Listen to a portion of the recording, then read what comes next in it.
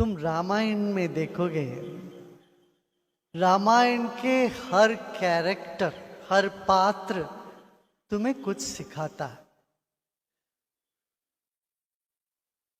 जैसे हनुमान जी, हनुमान जी राम जी से भी बलवान थे, तभी तो राम का मदद कर सकते भाई। तुम्हारा लगेज बहुत हेवी है, मान लो 40 किलो तुमसे उठा नहीं पा रहे, तो दो सहायक तुम्हारे आएंगे, वो तुमसे मजबूत होने से तो तुमको मदद करेंगे। तुम्हारा लगेज तुम नहीं उठा पाते हो, कौन उठाएगा? जो सेवक आएंगे। मगर सेवक तुमसे मजबूत है कि नहीं, है ना? तो हनुमान जी राम जी से बलवान थे ज्यादा, फिर भी विनम्रता में थे। ये नहीं बोले अरे राम अरे तुम तो कमजोर है भाई, मैं देखो तुमसे ज्यादा मजबूत हूं। ऐसा नहीं।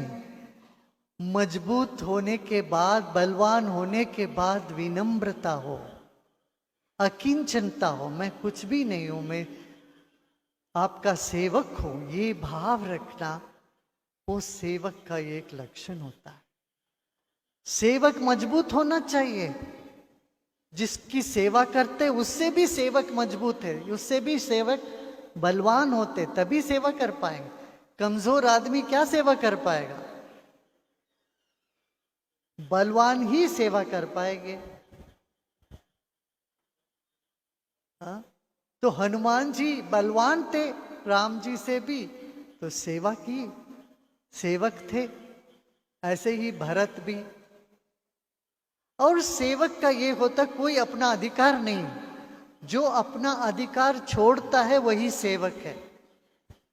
ये नहीं कहेगा मैंने इतना सेवा करी, मेरे का सेवा का मेवा दो। सेवा का मेवा मांगने वाले नौकर होते हैं, सेवक नहीं होते।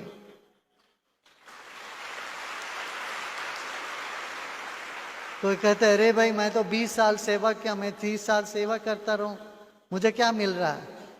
क्या मिलेगा? कुछ मिलने के लिए तुमने किया सेवा? तब तो तुम सेवा ही नहीं करी, तुमने तो नौकर किया, नौकरी करी।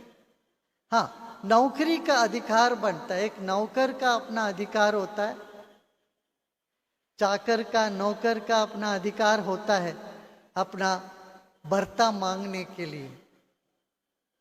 मगर सेवक का अपना कोई अधिकार नहीं, अधिकार छोड़ने से सेवक बनते हैं। तो भरत ने क्या किया? भरत ने तब सारा अपना बोले मैं सेवक हूं, आपका सेवक के रूप में मैं राज्य चलाऊंगा, मेरा कोई अधिकार नहीं है। तो उसने अपना चप्पल तक, अपना पादुका तक पहना नहीं, नंगे पांव वापस अयोध्या गया, भगवान के पादुका को अपने सिर पर रख के चल पड़ा। ये सेवक का लक्षण होता है। सेवा करके मेवा नहीं मांगते हैं, सेवा के बाद अपना कोई अधिकार नहीं है, सारा अधिकार छोड़ देते हैं। अक्सर क्या होता है, सेवा के नाम से लोग सेवा करने आते हैं, फिर अपना अधिकार जमा लेते हैं। अरे मैंने सेवा करी, एक दो, ये दो, वो दो, ये दो, वो दो। अपना अधिकार मांगना सेवक का लक्षण नहीं होता। मेरा कोई अधिकार नहीं है, ये कहना सेवक का लक्षण है। भरत से ये सीखते हो। फिर सीता, सीता श्री राम के पीछे गई, क्यों गई? अरे 14 साल पति वनवास में रहेंगे, क्या खाएंगे, क्या करेंगे, कौन इनका खाना पीना देखेंगे, कौन इनका देखभाल करेंगे? तो मैं तो उनके साथ जाना ही पड़ेगा, मैं उनका कदर करनी है। तो अपनी सुख सुविधा के लिए सीता नहीं गई श्री राम के पीछे, श्री राम का सुविधा, श्री राम जी को सुविधा मिले, उनका खाने पीने में कोई कमी ना आए, उनकी सेवा करने के लिए सीता पीछे पीछे गए। अक्सर समझते हैं अरे सीता नहीं जाती तो ना रावण ना सोने का हिरण, कोई झंझट ही नहीं होता।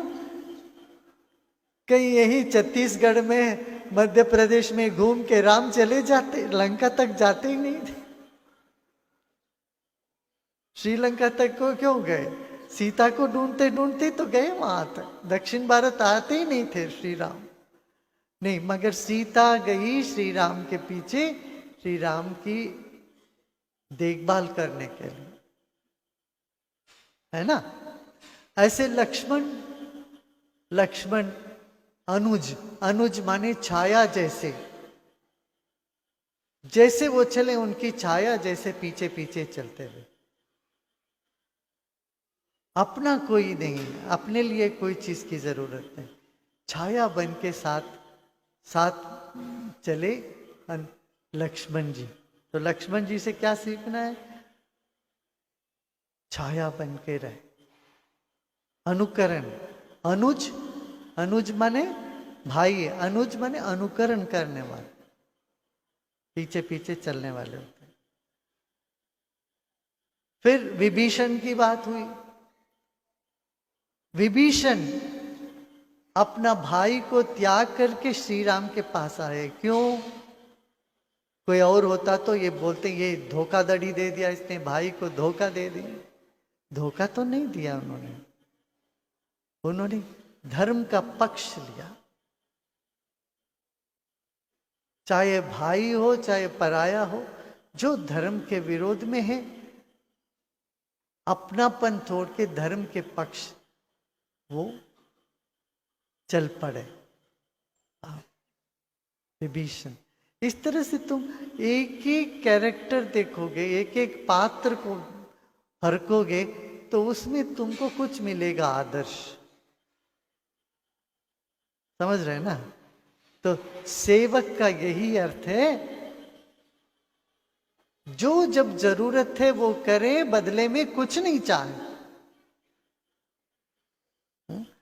नेकी कर कुएं में डाल नहीं तो नेकी करने वालों का क्या, नेकी करने का बड़ा दुख हो जाता है। मैंने इतना नेक किया, मेरे साथ क्या हो रहा है, इस तरह से हम अपने आप को दुखी कर लेते हैं।